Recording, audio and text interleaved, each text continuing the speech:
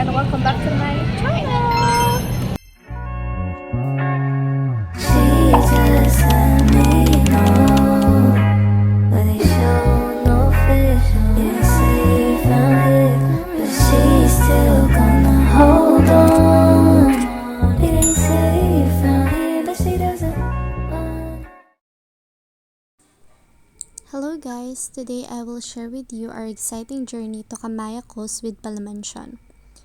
We traveled from Las Piñas to Mall of Asia to ride the ferry going to Kamaya Coast, Bataan.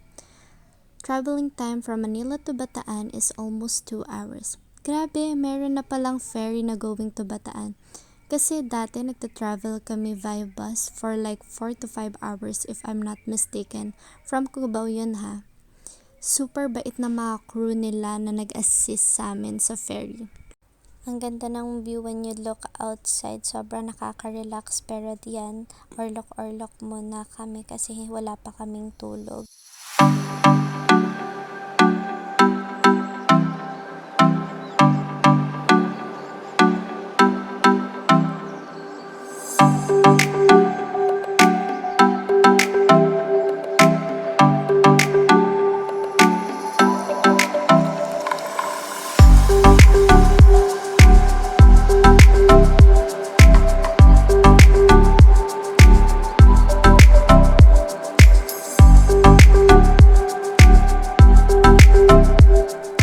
When we arrived to Kamaya, sinalubong kami ng mga pa-flag dance and nakisali pa ako. So ayan, tinatry kong aralin kung paano ikot-ikutin, pero mukha lang siyang madali pero ang hirap talaga niya. Pero super nice nila, pinayagan nila ako makijoin sa kanila. Umpisa pa lang masaya na talaga dito sa Kamaya.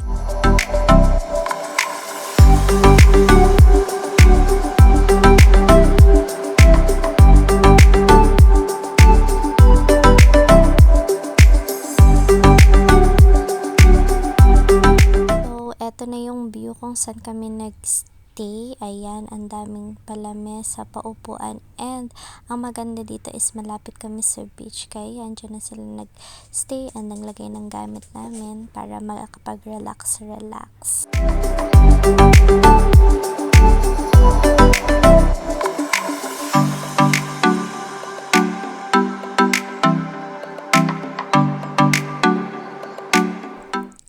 Our day began with an exciting day trip to explore the properties for sale using their service van. Kasi 'di ba, checking na din ang para sa dream house or parang business, malay nyo, 'di ba? I enjoyed the tripping, super nice din ang mga agents nila doon. And ang dami ko ding natutunan. But it wasn't all about business. We had an absolute blast exploring every nook of the magnificent place. From a fascinating tour of the entire area to the thrill of both the beach and pool.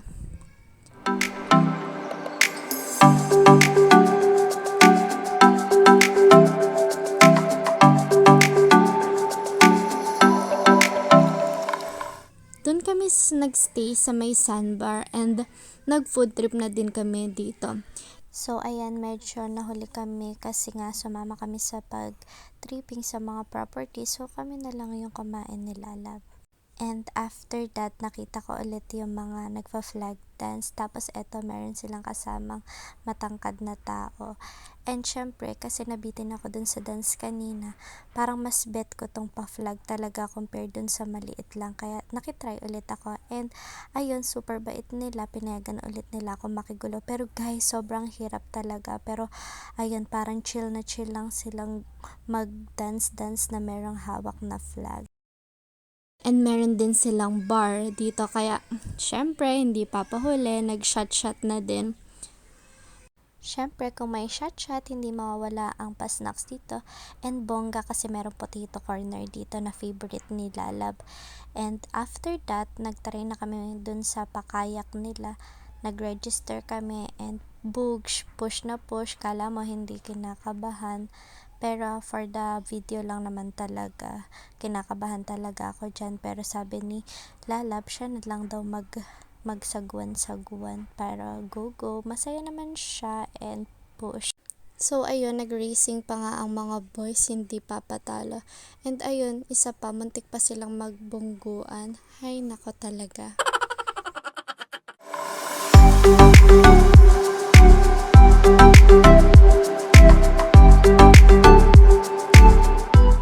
But the cherry on top of this amazing day was the live band that serenaded us with their incredible music. As in, full package sila dito. They also have events hosts for their games and such. Sayang nga ang layo kasi namin dun sa bandang stage nila, kaya hindi na kami nakapag-participate dun sa games nila.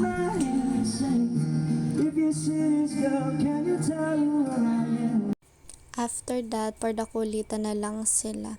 And isa pang sayang is hindi na namin maabutan yung fire dance kasi nga day trip lang kami and sa gabi pa nila gaganapin yun.